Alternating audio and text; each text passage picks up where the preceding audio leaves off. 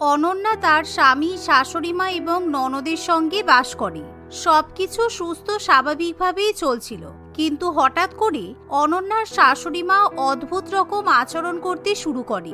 একদিন সকালবেলা সুচিত্রা দেবী মাথায় দুটো ঝুঁটি বেঁধে, মুখে চড়া গোলাপি মেকআপ করে, ঠোঁটে চকচকে লিপ গ্লস পরে বাইরে বেরিয়ে আসে। তার পরনে থাকে নিজের মেয়ে রিয়ার 16 বছরের বার্থডেতে কেনা গোলাপি রঙের একটা ফ্রক। শাশুড়ি মায়ের এরকম অদ্ভুত সাজ দেখে অনন্যা ভয়ে একেবারে আটকে ওঠে। ও মা গো, ভূত! না না মা, এ কি অবতার আপনার? আমি তো আপনাকে প্রথমে চিনতেই পারিনি। এমন সময় সুচিত্রা দেবী কোমর দুলিয়ে একটা পোজ দিয়ে বলে, কিসের ভূত গো অনন্যা? তুমি তো ড্রেসিং সেন্স একেবারেই বোঝো না। That's so old fashioned. বলো তো আমাকে কেমন লাগছে? Just like a 16-year-old teenager, right? মা, আপনার তো বয়স 55-র ঘরে হেলে পড়েছে, আর আপনি কিনা রিয়ার ক্লাস 9-এর সময়ের ফ্রকটা গায়ে গলিয়েছেন। জামার সেলাই তো এবার ফেটে বেরিয়ে যাবে। অসভ্য মেয়ে, বয়সের কথা কেন তুলছো? বয়স তো জাস্ট আ নাম্বার। মনে যদি 16 বছরের জোয়ার থাকে, তবে পোশাক কেন থাকবে না? শোনো, আজ থেকে আমাকে মা বলে ডাকবে না, সুচি বলে ডাকবে। ফ্রেন্ডলি ভাইব চাই আমার। এমন সময় আকাশ ঘর থেকে বেরিয়ে এসে নিজের মাকে দেখে হা করে তাকিয়েই থাকে। মা, তোমার মুখে কি সাদা রঙের বালতি উল্টে পড়েছে, নাকি মুখে পুট্টি মেখেছো? আর মাথায় দুটো ঝুঁটি কেন? পাড়ার কুকুরগুলো দেখলে তো ঘেউ ঘেউ করার বদলে ভয় জ্ঞান হারাবে। আকাশ, তুই তোর মায়ের সাথে এভাবে কথা বলছিস? আজকালকার টিনেজাররা কতটা বোল্ড আর কিউট হয় দেখিসনি? আমি তোকে রিয়্যাক্ট করতে বলিনি, জাস্ট কমপ্লিমেন্ট দিতে বলেছি। অনন্যা শোনো, আমার ব্রেকফাস্টে আজকে কোনো রুটি তরকারি চলবে না। আমাকে প্যানকেক আর চকলেট শেক দাও। টিনেজাররা সকালে ওসবই খায়। কালকে রাত পর্যন্ত আপনি সুজি আর সুগার ফ্রি চা খেয়েছেন, আজকে সকাল হতে এক লাফে 16 বছরে পিছিয়ে গেলেন কিভাবে? It's my new lifestyle, dear. Past is past. Now I am a 16-year-old cutie. এই বলে সুচিত্রা দেবী কোমর দুলিয়ে বাইরের দিকে বেরিয়ে যায়। তার এরকম আচরণের কারণ কেউ বুঝে উঠতে পারে না। পরের দিন সুচিত্রা দেবীর মেয়ে রিয়া তার ড্রয়ারে জামা কাপড় এবং মেকআপ বক্স লন্ড ভন্ড করতে শুরু করে। বৌদি, আমার কোরিয়ান আইশ্যাডো প্যালেট আর উইং আইলাইনারটা কোথায় গেল? আমি কলেজে যাব, আর আমার দামি লিপ টিনটাও তো উধাও। আমার দিকে তাকাচ্ছ কেন রিয়া? চোর তো এই বাড়ির অন্য এক 16 বছরের কন্যা। মানে তুমি কি বলতে চাইছো? 16 বছরের কন্যা এই বাড়িতে কে আছে? এমন সময় হঠাৎ সুচিত্রা দেবী ঘরে প্রবেশ করে। তার চোখে মোটা করে উইং আইলাইনার আঁকা থাকে, আর গালে রিয়ার পছন্দের গোলাপি ব্লাশার দেওয়া, ঠোঁটে লাল গাঢ় রঙের লিপস্টিকও থাকে। হে রিয়া ব্রো, হোয়াটসঅ্যাপ? এত চিৎকার করছিস কেন সকালে? চিল কর বাজি। মা, তুমি আমার সব মেকআপ মুখে লেপে রেখেছো, আর এই আইশ্যাডোটা তো ওয়াটারপ্রুফ ছিল। তুমি এভাবে পুরো গালে ঘষেছো কেন? তোমাকে তো মনে হচ্ছে কোনো সার্কাসের joker. Shut up Riya, you are just jealous. তোর থেকে আমাকে অনেক বেশি গ্ল্যামারাস লাগছে, আর এসব ব্রো ল্যাঙ্গুয়েজ তুই বুঝবি না। অনন্যা, তুমি আমাকে একটু স্ট্রেচেবল ক্রপ টপ এনে দাও তো। এই ফ্রকটাতে নিঃশ্বাস নিতে একটু প্রবলেম হচ্ছে। Crop top? মা, তুমি তোমার ভুঁড়ির বহর দেখেছো? ক্রপ টপ পরলে মনে হবে যেন বেলুন ফোলাচ্ছ। বৌদি, তুমি প্লিজ আমাকে বাঁচাও, মা তো আমার কলেজ লাইফটা শেষ করে দেবে। এভাবে সুচিত্রা দেবী 16 বছর বয়সী মেয়ে সাজার চেষ্টা চালাতে থাকে। তাকে সবাই বোঝানোর চেষ্টা করলেও সে কিছুই বুঝতে চায় না। প্রত্যেক দিনই সে কিছু না কিছু কাণ্ড ঘটায়, আর নিজের ফ্যামিলিকে অবাক করে দেয়। এমনই একদিন সুচিত্রা দেবী চোখে রঙিন সানগ্লাস পরে এবং বাচ্চা মেয়েদের মতো অদ্ভুত একরকম হেয়ারস্টাইল করে হাতে মোবাইল নিয়ে ঘুরতে থাকে। ঠিক তখনই রান্নাঘর থেকে অনন্যা বাইরে বেরিয়ে আসে। অনন্যা, জলদি এসো, একটা ট্রেন্ডিং রিলস বানাতে হবে। হিন্দি গানের সাথে কোমর দোলাতে হবে। রিলস? আমি এখন তরকারিতে ফোড়ন দিচ্ছি, এই অবস্থায় কিসের রিলস? কিচ্ছু জানি না। তুমি আমার পেছনে ব্যাকগ্রাউন্ড ডান্সার হিসেবে দাঁড়াবে। আর শোনো, একটু এক্সপ্রেশন দেবে কিন্তু, একদম মরা মুখের মতো দাঁড়িয়ে থাকবে না। এমন সময় হঠাৎ আকাশ অফিস থেকে টিফিন বক্স নিতে ভুলে যাওয়ায় বাড়িতে ফিরে আসে। অনন্যা, আমার ল্যাপটপের চার্জারটা? ওরে বাবারে, মা ঘরে সানগ্লাস পরে নাচছে কেন? বাইরে কোনো ভূমিকম্প হয়েছে নাকি? আকাশ, গুড টাইমিং। তুইও চলে আয়, আমরা 3জন মিলে একটা ফ্যামিলি রিলস বানাবো। গানটা হলো পরি হুমে। মা, তোমার বয়স তো 55, পড়ি তো দূরের কথা, তোমাকে দেখলে মনে হচ্ছে ভুল করে কোনো টিনেজার চিলড্রেন পার্কে ঢুকে পড়েছে। লোকজনে কি বলবে বলো তো? এই শুনে সুচিত্রা দেবী গাল ফুলিয়ে কান্নার নাটক করে বলে, তোরা সবাই আমাকে হিংসা করিস, আমি একটু এনজয় করতে চাইলে তোদের হিংসা হয়। আমি 16 বছরের মেয়েদের মতো একটু মিষ্টি হতে চাই, এতে অপরাধটা কোথায় শুনি? অনন্যা এবং আকাশ বাধ্য হয়ে সুচিত্রা দেবীর সঙ্গে ট্রাইপডের সামনে অদ্ভুত নাচ শুরু করে। দেখতে দেখতে এভাবে আরো কিছুদিন কেটে যায়। একদিন পাড়ার বেলা দেবী এবং শোভা পিসি সুচিত্রা দেবীর বাড়িতে চা খেতে আসে। অনন্যা ট্রেতে চা বিস্কুট সাজিয়ে তাদের সামনে পরিবেশন করে। তখনই সুচিত্রা দেবী একটা হলুদ রঙের জিন্স এবং আটোসাটো টি শার্ট পরে বাইরে বেরিয়ে আসে। চা দেখে বেলা দেবী চায়ে চুমুক দিতে গিয়ে থমকে যায়। ও মা গো, সুচিত্রা, এটা তুমি? তুমি মুখে কি মেখেছো? লাল নীল রঙের রঙ্গোলি নাকি? সত্যি তো সুচিত্রা, তোমার না গত মাসে নাতনি হওয়ার কথা শুনছিলাম, তাই এই বয়সে তুমি নাতনির জামা কাপড় পরেছো নাকি? ওহ পিসি, you guys are so backward. নাতনি হলে কি আমি বুড়ি হয়ে গেলাম?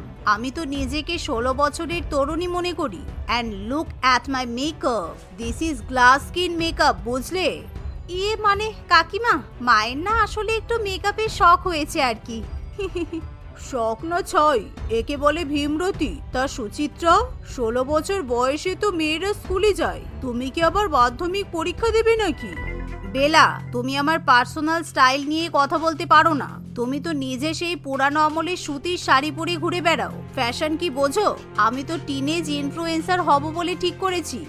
দেখেছো বেলা, সুচিত্রার মাথার সবকটা তার এক এক করে কেটে গেছে, কালকেই পাড়ায় সবাইকে বলতে হবে। যা খুশি বলো, পরচর্চাকারী আন্টিরা সব জায়গায় থাকে। অনন্যা, এদের চা বিস্কুটগুলো তুলে নাও, এরা ভীষণ নেগেটিভ ভাইব দিচ্ছে। সুচিত্রা দেবীর এমন পাগলামির জন্য অনন্যা ভীষণই লজ্জায় পড়ে। তার এরকম পাগলামি কিছুতেই অনন্যা ও তার পরিবার মেনে নিতে পারে না, তাই তারা এবার সুচিত্রা দেবীকে শায়েস্তা করবে বলে ঠিক করে। এভাবে চলতে পারে না, পাড়ার লোক হাসাহাসি করছে। মা আজকে সকালে আবার ডাস্টবিন ফেলতে গিয়ে রাস্তার ছেলেদের হাই গাইজ বলে হাই ফাইভ দিতে গিয়েছিল, ছেলেগুলো ভয়ে পালিয়ে গেছে। আর আমার মেকআপ বক্সের 12টা বাজিয়ে দিয়েছে। আমার দামি স্কিন কেয়ার প্রোডাক্ট সব শেষ। কাল নাকি মা মুখে টমেটো আর টুথপেস্ট মেখে বসেছিল টিনেজার গ্লো পাওয়ার জন্য। বকে বা বুঝিয়ে লাভ হবে না, মা এখন নিজেকে 16 বছরের কিশোরী ভাবার একটা ঘোরের মধ্যে চলে গেছেন। আমাদের কিন্তু কাটা দিয়েই কাটা তুলতে হবে। মানে কি করতে চাও তুমি? কাল পাড়ার ক্লাবের বার্ষিক সাংস্কৃতিক অনুষ্ঠান আছে, মা নিশ্চয়ই ওখানে গিয়ে নাচতে চাইবেন। হ্যাঁ, মা তো বলছিল রিলসের নাচটা মঞ্চে গিয়ে পরিবেশন করবে। বেশ, আমরা মাকে বারণ করব না, বরং আমরা এমন একটা পরিস্থিতি তৈরি করব যাতে মা নিজেই বোঝে যে জোর করে 16 বছর বয়সী হওয়া যায় না, তবে নিজের বয়সের সৌন্দর্য ধরে রেখেও কিন্তু দুর্দান্ত থাকা যায়। কিন্তু অনন্যা, এতে কি মা অপমানিত হবেন না? আমরা থাকতে কোনো অপমান হতে দেব না, তবে একটা শিক্ষা হওয়া দরকার যাতে মায়ের এই পাগলামিটা বন্ধ হয়। পরের দিন সুচিত্রা দেবী এবং তার পরিবার পাড়ার ক্লাবের সাংস্কৃতিক অনুষ্ঠানে গিয়ে উপস্থিত হয়। সেখানে পাড়ার আরো অনেক লোকজন উপস্থিত থাকে। এবার আমাদের মঞ্চে আসছেন চ্যাটার্জি বাড়ির নতুন সেন্সেশন সুচিত্রা দেবী, আর ওনার নাচ 16 বছরের ধামাকা। পর্দা উঠতেই সুচিত্রা দেবী একটা জঘন্য ঝলমলে ফ্রক পরে, মাথায় দুটো ঝুঁটি বেঁধে এবং মুখে একেবারে সাদা ধবধবে মেকআপ করে মঞ্চে আসে। তখনই তেজ গতিতে হিন্দি পপ গান বাজতে শুরু করে আর সুচিত্রা দেবী নাচতে শুরু করে দেয়, যা দেখে সবাই খুব হাসাহাসি করে। অন্যদিকে কিছুক্ষণ নাচতে গিয়েই সুচিত্রা দেবী একেবারে হাঁপিয়ে ওঠে, তার কপাল দিয়ে ঘাম গড়িয়ে পড়ে, মেকআপ ধুয়ে একাকার হয়ে যায়। ও মা, সুচিত্রার মুখের রং তো ধুয়ে জামাই পড়ছে, একে তো দেখে মনে হচ্ছে ভূতের সিনেমার চারা গাছ। এমন হাঁপাচ্ছে যেন ফুটবল খেলে এলো। এই বয়সে নাচতে গিয়ে প্রেসার টানা উঠে যায়। অন্যদিকে সুচিত্রা দেবী নাচতে নাচতে হুট করে মাথা ঘুরে পড়ে যাবে এমন সময় অনন্যা এবং রিয়া চট করে মঞ্চে উঠে তাকে ধরে ফেলে। তখনই সঙ্গে সঙ্গে সঙ্গীত বন্ধ করে দেয়া হয়। আমি আর পারছি না, আমার নিঃশ্বাস বন্ধ হয়ে আসছে, এই জামাটা বড্ড টাইট, আমার চোখ জ্বলছে, মেকআপ চোখের মধ্যে একেবারে ঢুকে গেল। অনন্যা সেই সময় মাইক হাতে নিয়ে বলে, প্রিয় পাড়াবাসী, আজ আমার শাশুড়ি মা আপনাদের সামনে একটা বিষয় প্রমাণ করতে চেয়েছিলেন। বয়স বাড়লেই কি আমাদের মনের আনন্দ হারিয়ে যায়? না, কিন্তু নকল 16 বছর সাজতে গিয়ে আমরা আমাদের আসল সৌন্দর্যটা হারিয়ে ফেলি। মা, তোমার নিজের রূপেই তুমি কত সুন্দর। তোমাকে কেন 16 বছরের রিয়ার মতো হতে হবে? তুমি তো আমাদের সুচিত্রা দেবী, যার এক হাসিতে পুরো বাড়ি আলোকিত থাকে। এমন পরিস্থিতির মুখোমুখি হয়ে সুচিত্রা দেবী তার ভুল বুঝতে পারে, তাই সে লজ্জায় কাঁদতে শুরু করে দেয়। আমি ভুল করেছিলাম রে। 16 বছরের মেয়ে সাজতে গিয়ে আমি নিজেকে হাসির পাত্রী করে তুলেছিলাম। আসল আনন্দ তো নিজের বয়সে স্বাভাবিক থাকে। এভাবে মেকআপের আড়ালে বয়স লুকানোর চেষ্টা করাটা আসলে বোকামি। পরের দিন সকালবেলা সুচিত্রা দেবী তার পুরানো সুস্থ স্বাভাবিক চরিত্রে ফিরে আসে। সে একটা সুন্দর মার্জিত নীল রঙের তাঁতের শাড়ি পরে, চুলটা সুন্দর করে খোপা করে। তার মুখে কোনো চড়া মেকআপ থাকে না।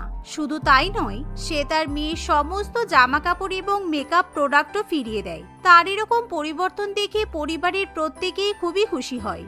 থ্যাংক ইউ মা, তুমি আমার মেকআপ বক্স আর জামা কাপড়গুলো ফেরত দিয়ে দিয়েছো। তোমাকে তোমার আসল বয়সের এই স্টাইলে সবচেয়ে বেশি গ্ল্যামারাস লাগে। মলয় ও কমলেশ দুজনে খুব ভালো বন্ধু ছিল। তারা একসঙ্গে পড়াশোনা করেছিল, আর পড়াশোনা শেষে দুজনেরই চাকরি করার খুব ইচ্ছা ছিল।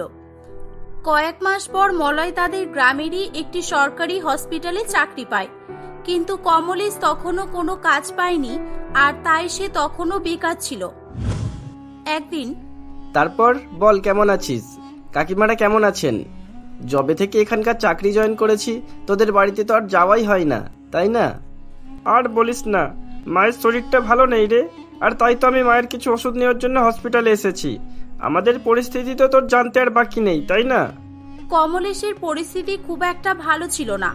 বাড়িতে অসুস্থ মা সুনন্দা দেবীর সঙ্গে দারিদ্রতার মধ্যে দিয়ে সে দিন কাটাতো। আর মলয়েরও আগে একই অবস্থা ছিল। সে তার মা মৈত্রী দেবী ও বাবা মদন বাবুর সঙ্গে থাকতো। তারা দুই বন্ধু টিউশন পড়িয়ে পরিস্থিতির সঙ্গে লড়াই করে তাদের পড়াশোনা কমপ্লিট করেছিল। কিন্তু মলয় চাকরি পাওয়ার পর তাদের অবস্থা বেশ ভালো হয়ে যায়। তুই চিন্তা করিস না ভাই, ঈশ্বর সবকিছুই ঠিক করে দেবেন। তুই এই ওষুধগুলো নিয়ে যা, আর এই নে কিছু টাকা, তোর কাজে আসবে। আর হ্যাঁ, না বলবি না প্লিজ। আমার আর কত উপকার করবি বল? তোর উপকার আমি কখনোই ভুলবো না ভাই। তুই তো আমায় ঋণী করেই রাখবি দেখছি। আর হ্যাঁ, ঋণী থেকে একটা কথা মনে পড়ে গেল। এই তোর ঋণের কি খবর রে? মানে কথাবার্তা কিছু এগোলো নাকি ওখানেই পড়ে আছিস? আর বলিস না, আমি তো সেদিনের কথা ভুলতেই পারছি না। ওই কালো টানা টানা চোখ, মুখের মিষ্টি হাসি, আমার তো মনে পড়লেই মন খুশিতে ভরে ওঠে, আর ওকে শুধুই দেখতে ইচ্ছা করে। আসলে মলয় ঠিকই বলছিল, যদিও কমলেশ রিনাকে কখনোই দেখেনি। আর মলয়েরও সেদিন প্রথম রিনার সঙ্গে দেখা হয়েছিল। প্রতিদিনের মতো মলয় সেদিনও তার নিজের গাড়ি করে রাতের বেলা দেরি করে বাড়ি ফিরছিল, আর ঝড় বৃষ্টিও সেরকম হচ্ছিল। সে আপন মনে গাড়ি চালিয়ে যাচ্ছিল। ঠিক তখনই রাস্তার ধারে অচেনা একটি মেয়ে মলয়ের গাড়িকে উদ্দেশ্য করে হাত দেখায়। মলয় তার কাছে দাঁড়ালে, হেল্প হেল্প, প্লিজ হেল্প, আমায় একটু সাহায্য করুন, আসলে আমি ফেঁসে গেছি। হ্যাঁ ম্যাডাম, আপনি আমায় ডাকছিলেন? আসলে মানে রাস্তায় কেউ নেই তো, তাই আমার মনে হলো আপনি আমাকেই হাত দেখিয়ে ডাকলেন। হ্যাঁ, আপনাকেই ডাকলাম। আসলে আমার নাম রিনা, আর আমি কাজ থেকে বাড়ি ফিরছিলাম, কিন্তু আবহাওয়া খারাপের জন্যই হয়তো গাড়ি চলাচল বন্ধ হয়ে গেছে। আপনি আমাকে একটু সাহায্য করুন না প্লিজ। আমার বাড়িতে মা অসুস্থ, ওনার ওষুধ খাওয়ার সময় হয়ে গেছে। এই তো না, অসুস্থ বলে ডাক্তারি মানসিকতাকে জাগিয়ে তুললেন। আমার নাম মলয়, আমিও একজন ডাক্তার। ওই পাশের গ্রামের সরকারি হসপিটালে ডাক্তারি করি। তবে চলুন, আমি আপনাকে বাড়ি পৌঁছে দিচ্ছি। সেদিন মলয় রিনাকে তার বাড়িতে পৌঁছে দেওয়ার উদ্দেশ্যে তাকে গাড়িতে বসিয়ে নেয়। রিনাকে দেখতে খুবই সুন্দর হওয়ায় মলয়ের তাকে প্রথম দেখাতেই ভালো লেগে গিয়েছিল, আর তাই সে গাড়ি চালাতে চালাতে মনে মনে খুশিও হচ্ছিল। মেয়েটাকে তো খুবই সুন্দর দেখতে, কথাবার্তা বলে বন্ধুত্ব করে রাখলে পরে নিশ্চয়ই কাজে আসবে। কিন্তু আমার সমস্যা একটাই, মেয়েদের সঙ্গে আগ বাড়িয়ে কথাবার্তা মোটেও বলতে পারি না। আর এ তো দেখছি টেনশনে আছে। না না বাবা, থাক, চুপচাপ বাড়ি যাই। এই তো, এখানেই দাঁড় করান, এই মোড়েই আমার বাড়ি। রিনার বলা মাত্রই মলয় তার গাড়ি থামিয়ে দেয়। রিনা গাড়ি থেকে নেমে পড়ে। মলয়ও তার সঙ্গে নেমে দাঁড়ালে, আপনাকে অনেক ধন্যবাদ আমার এত বড় হেল্প করার জন্য। আর সরি, আমার জন্য আপনার সময় নষ্ট হলো। আরে না না, সেরকম ব্যাপার নয়। আসলে আমি ওই চৌরাস্তা হয়েই বাড়ি যেতাম। তা তোমার বাড়ি কি এখানেই, মানে এই আশেপাশেই? হ্যাঁ, একেবারেই কাছে। ওই যে লাল বাড়িটা দেখছেন, ওটাই আমার বাড়ি। চলুন না আমার বাড়িতে। আপনি তো ডাক্তার, আমার মাকে একটু চেক আপও করে নেবেন। যদিও উনি এখন অনেকটাই সুস্থ আছেন। এই তো না, সুস্থ আছে যখন আমি ডাক্তার হয়ে কিভাবে যাব বলুন? অসুস্থ না হলে না হয় ভাবা যেত। বাই দা ওয়ে, চায়ের জন্য ডাকলে যেতাম আর কি। কিছু মনে করবেন না, আর কি করলাম। ঠিক আছে, এই নিন আমার নাম্বারটা রাখুন। অসুবিধা হলে আমাকে ডেকে নেবেন, কেমন? আসছি। এভাবে সেদিনের স্মৃতিতে মলয় বিভোর হয়েছিল। এরই মধ্যে কমলেশ কখন তাকে বিদায় জানিয়ে চলে গিয়েছিল সে জানতেও পারেনি। কিন্তু হঠাৎই তার ফোন বেজে ওঠায় তার ফোনের দিকে চোখ পড়ে। সে দেখে একটি অচেনা নাম্বার থেকে কল আসছে। হ্যাঁ, ইয়েস, ডক্টর মলয় স্পিকিং। আমি ডক্টর মলয় বলছি। হ্যাঁ ডাক্তার বাবু, আমি রিনা বলছি। আমাকে চিনতে পারছেন? আমার মায়ের শরীর খুব খারাপ হয়ে গেছে, আপনি একবার আমার বাড়িতে আসতে পারবেন? রিনা ফোন রাখার আগেই মলয় সেখানে যাওয়ার সিদ্ধান্ত নেয়। কিছুক্ষণের মধ্যেই মলয় রিনার বাড়িতে গিয়ে পৌঁছায়।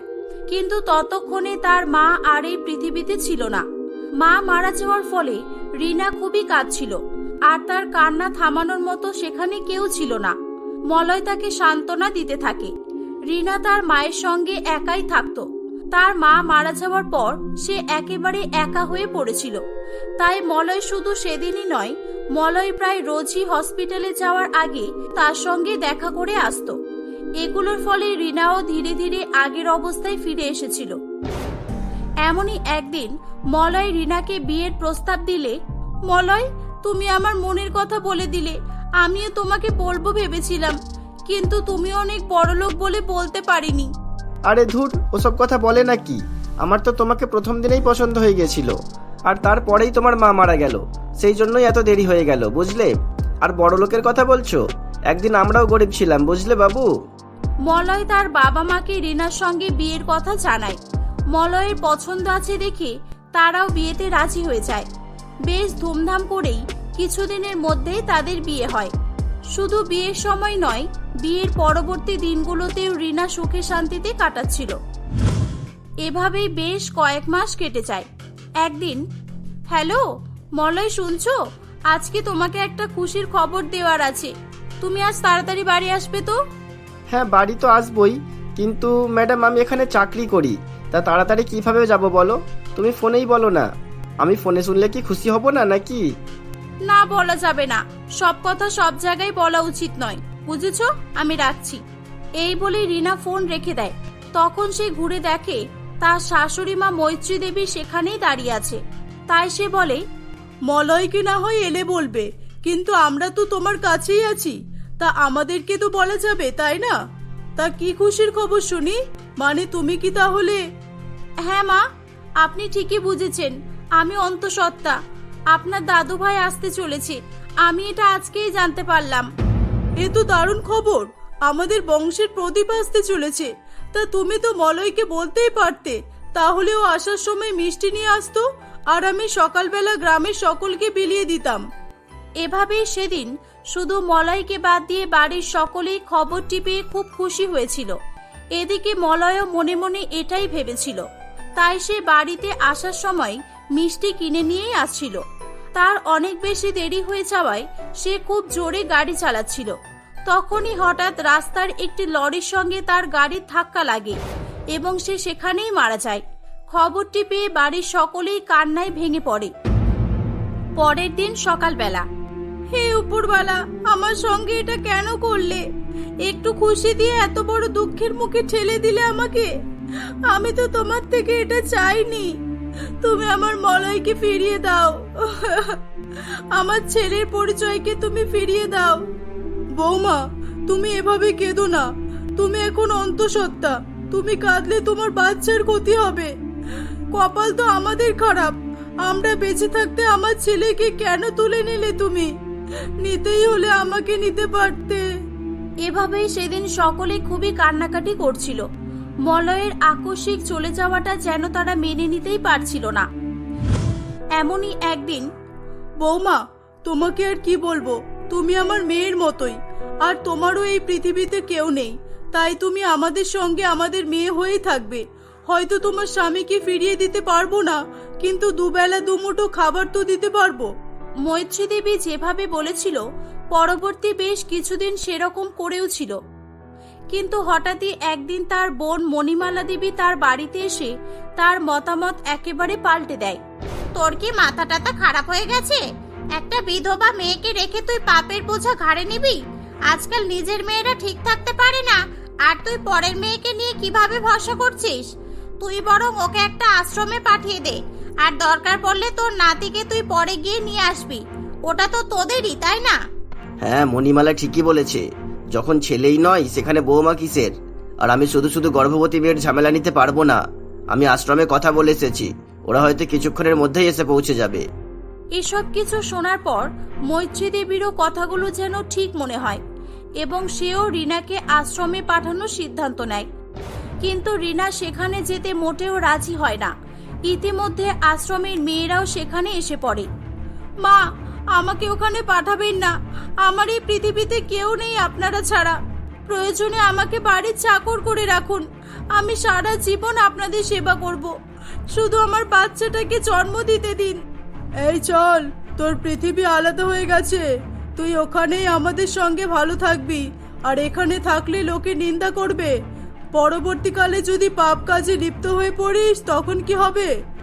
একদিকে রিনা না যাওয়ার জন্য কান্নাকাটি করছিল, আর অন্যদিকে তারাও তাকে নিয়ে যাওয়ার জন্য জোর করছিল।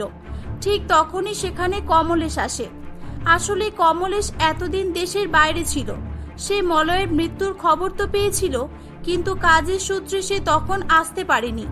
এখানে এসে মলয় সবটা জানার পর বলে, কাকিমা, কাকা বাবু, আপনারা ওকে জোর করবেন না। আর ও যখন যেতেই চাইছে না, তাহলে ওকে কেন জোর করছেন?